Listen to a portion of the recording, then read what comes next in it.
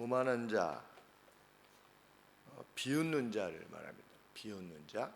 비웃는 자는 한 도시를 화염에 쌓이게 한다. 도시 전체가 화가 나가지고 불같은 화를 말하는 것입니다. 성읍을 요란케 하여도 그랬는데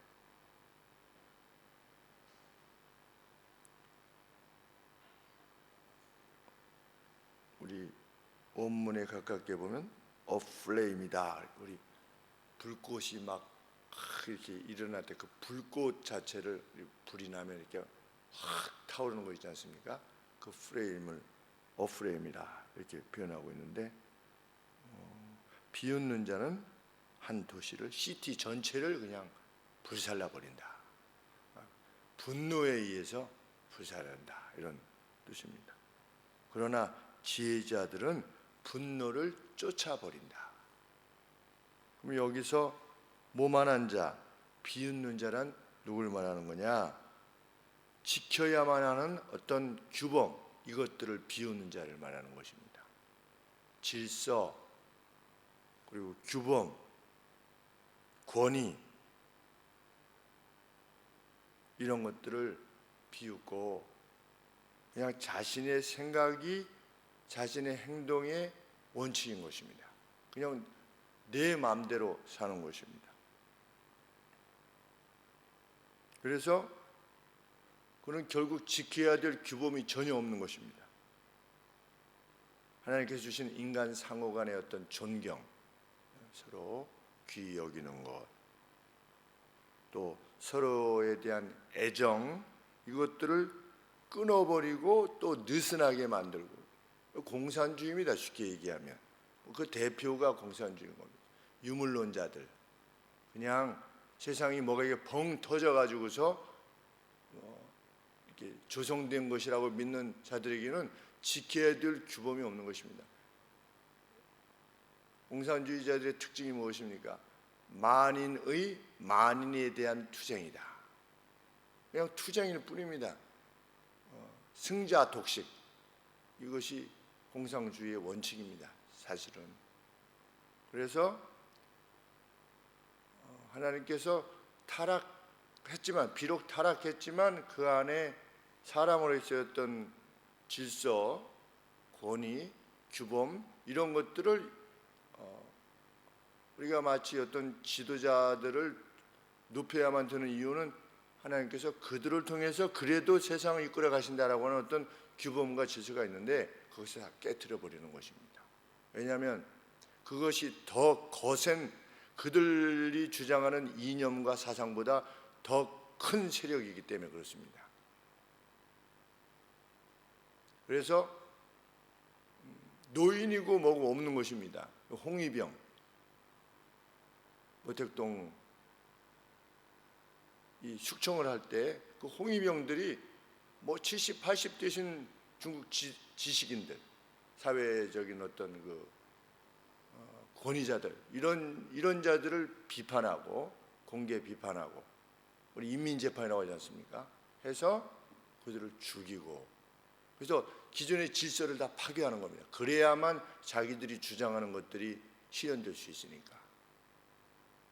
아유, 그래도 어른을 어떻게 그렇게 해? 이것을 무너뜨리는 것입니다. 성도 무너뜨리고, 우리가 남성, 여성으로 있는 그것도 다 깨야 된다 라고 해서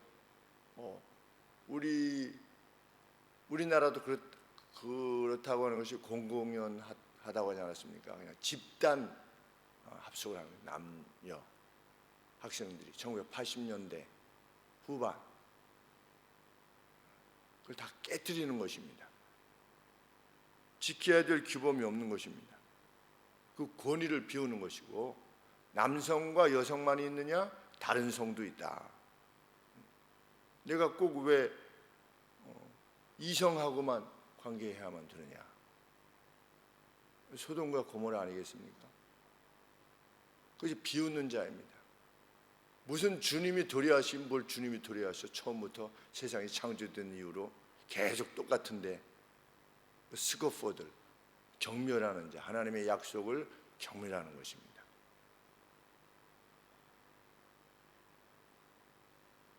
그들은 가진 자와 가지지 못한 자, 배운 자와 배우지 못한 자, 빼앗는 자와 빼앗기는 자, 이런 식으로 갈등을 부채질합니다. 사람들 사이에 갈등을 계속 부채질합니다. 우리나라의 유명한 그 지사가 청년들 모아놓고 그 TV에서 무슨 대담이니 뭐니 이렇게 하는 그 프로그램을 보냈는데, 그래서 무슨 말을 하나 이렇게 봤더니 우리나라 전체 부의 몇 프로를 상위 3%가 가지고 있습니다. 당신들이 지금 쉽게 말하면 당신들이 누릴 것을 그 사람들이 다 가지고 있는 겁니다.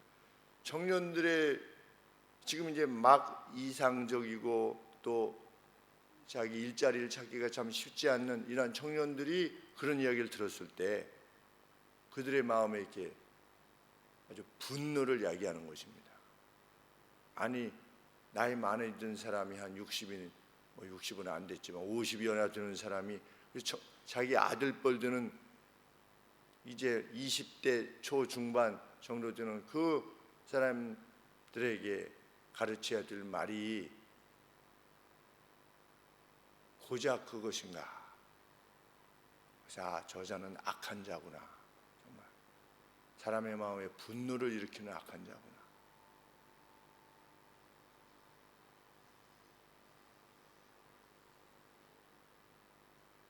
어떻게 도정을 행하는 자가 저럴 수가 있는가?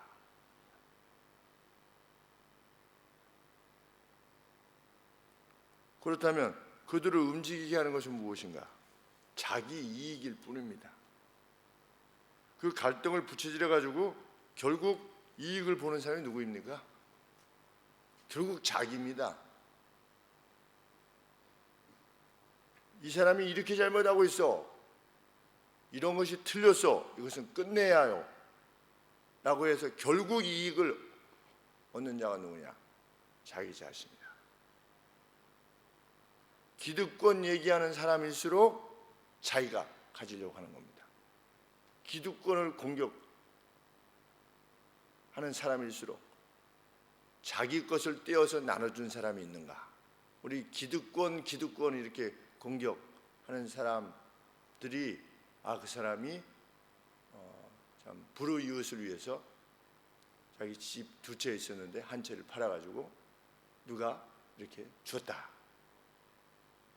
그렇게 기득권, 이권 이런 그것이 잘못됐다고 그렇게 말하는 사람이 자기의 것으로 얼마나 더 준 적이 있는가? 우리 무슨 신지의 골프 선수가 누구에게 1억을 쾌척했다 그러면 신문에 납니다. 누가 1억 정도만 누구에게 이렇게 주어도 큰 돈이니까 하는데, 그렇게 갈등을 유발했던 사람, 그 도지사 상위 몇 프로가 가지고 있습니다. 자기도 엄청 부자예요. 그러면 자기 말이 정말 그것이 안타깝고 괴로우면 자기 것을 나눠서 1억이나 한 5억이나 이렇게 내놓았다 할 것 같으면 신문에 벗어났을 겁니다. 그렇게 행하지 않는 것입니다.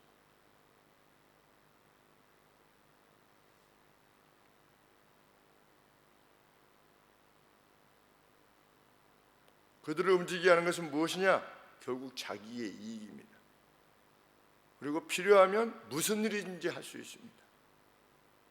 자기에게 유리하면, 자기 식구에게 유리하다고 생각하면, 자기가 속한 단체에 유리하다고 생각하면, 영희가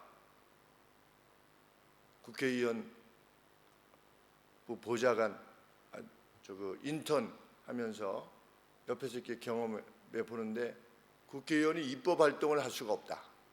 더 많이 뽑아줘야 된다. 보좌관들을. 왜? 그냥 각종 단체들이 우리 하니까 해주시오. 이번에 무슨 모임이 있으니까 무슨 단오제를 하니까 해주시오. 무슨 춘향전을 하니까 또 도와주시오. 그 일일이 다 이 저것도 써야 되고, 만약에 당신이 여기에 별 관심 없으면 당신 다음에는 우리가 당신 찍어줄 수 없어. 언제 입법 활동을 하냐는 거죠. 그거 하느라고 거의 시간들이 많이 간다. 자기 단체에게 유리하다고 판단이 되면, 자기 정당에게 유리하다고 판단이 되면 무슨 짓이든 하는 것입니다.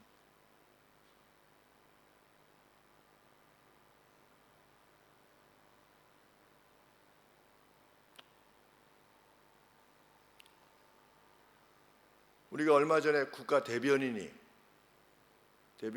그토록 그 사실이 밝혀지기 전까지만 해도 하루 전도 그렇게 막 뭐 가진 자가 어떠느니 뭐 기득권이 어떠느니 이런 분이 본인 자신이 어디 용산인가 어딘가에 건물에 투기를 해가지고 그 옥상에다가 불법 건축물을 해가지고 결국 그만두지 않았습니까? 청와대 대변인이. 그 사람이 얼마나 가진 자를 공격했습니까? 가졌다고 하는 사람들은 그렇게 비난하고 냉소적으로 했던. 그런데 비웃는 자는, 결국 비웃는 자는 누구입니까? 하나님의 존재를 인식하지 않고 자기의 이익을 위해서 무엇이라도 할 수 있는 자, 특별히 사람들 사이에 갈등을 유발해서 결국은 자기가 이익을 취하는 자. 뭐 목포의 건물도 그렇지 않습니까? 여성 의원이, 그래서 그것들이 결국은 무엇을 유발하게 되느냐? 성 전체를 불살하게 된다. 그런 내용들이 올라오게 되면, 알게 되면 그 국민들 마음이 아주 그냥 화로 가득해. 지는 이렇게 하면서 결국 가진 사람들이 이렇게 하는구만 라고 하는 분노를 유발하게 된다는 겁니다. 그러니 사실은 그 신문 방송에 그런 거 별로 내는 게 합당치 않은데, 그것이 왜 그렇게 사람들의 마음에 불을 지르는 그러한 것들을 행해 나가는 건지, 그만큼 선한 것이 없는 이유이겠습니다. 한편으로 생각을 해보면 사람들은 정직하게 살아봤자 나만 손해야 라고 생각하게 됩니다. 그러나 슬기로운 자는 노를 그치게 하느니라. 지혜자들은 분노를 쫓아버린다. 이미 발생한 분노조차도 쫓아버린다. 정말 이 나라가 왜 이렇게 어려움을 겪게 되는가 생각해 볼 때 바라볼 그 누가 없는 겁니다. 어른이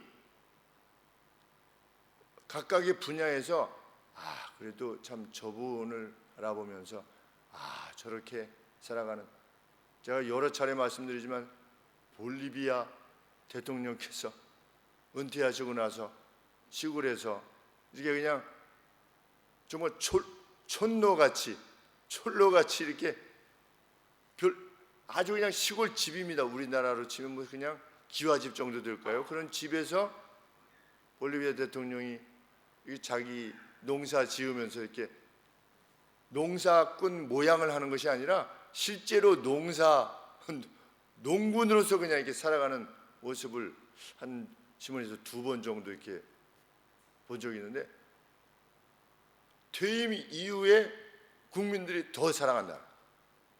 전 국민이 그분을 뭐 옹호했던 분이나 아니었던 분이나 더 사랑하게 되는,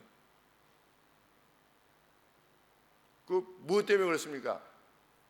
자기가 누릴 수 있는 권리조차도 내려놓는 것입니다.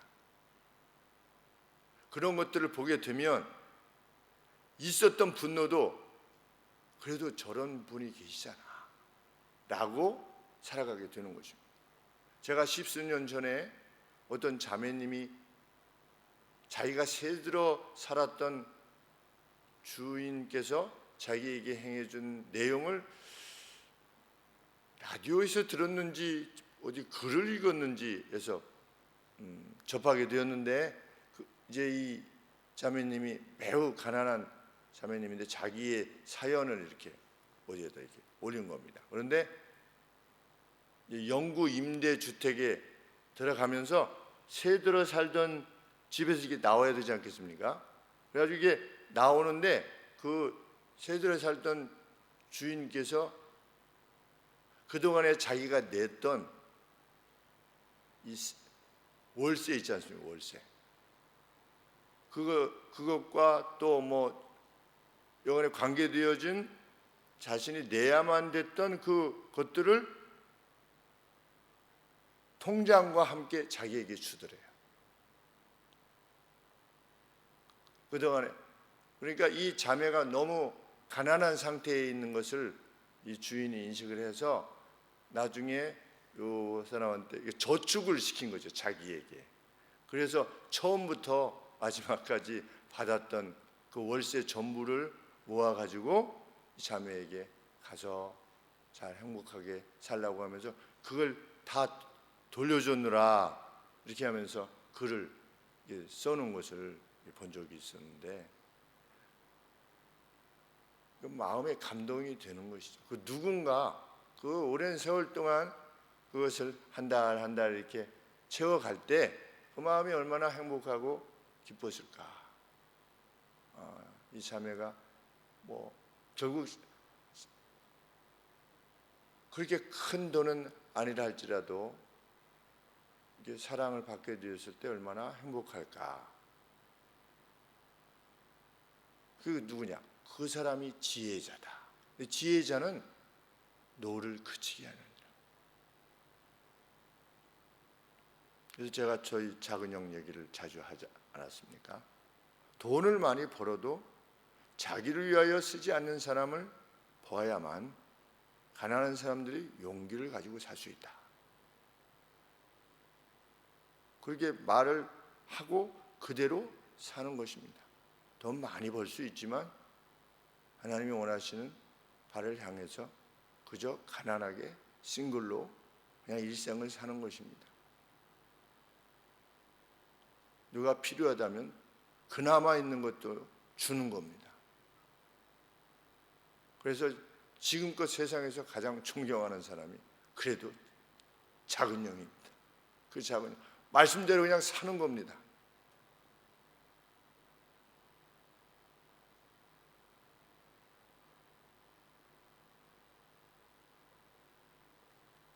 그러면 지혜자의 특징은 과연 무엇이냐? 갈등을 잠재우는 지혜자의 특징은 뭐냐? 자기 희생입니다. 결국은 자기 것을 내어놓는 것입니다. 자기 헌신입니다. 폼내지 아니하는, 사방에다 나팔을 불고 내가 이것을 하네, 나는 정말 당신들을 위하네, 이렇게 소리 지르지 않고 코너에서 자기 자신을 드러내려고 하는 것이 아니라 묵묵하게 조용히 자기가 행할 수 있는 바를 행하는 것입니다. 길거리에 떨어진 휴지 하나라도 주워주는 것입니다. 그 사람이 지혜자다. 그런 삶을 볼 때 사람들의 마음에 이렇게 사는 것이 더 빛나는 삶이구나 하는 것을 깨닫게 되는 것입니다.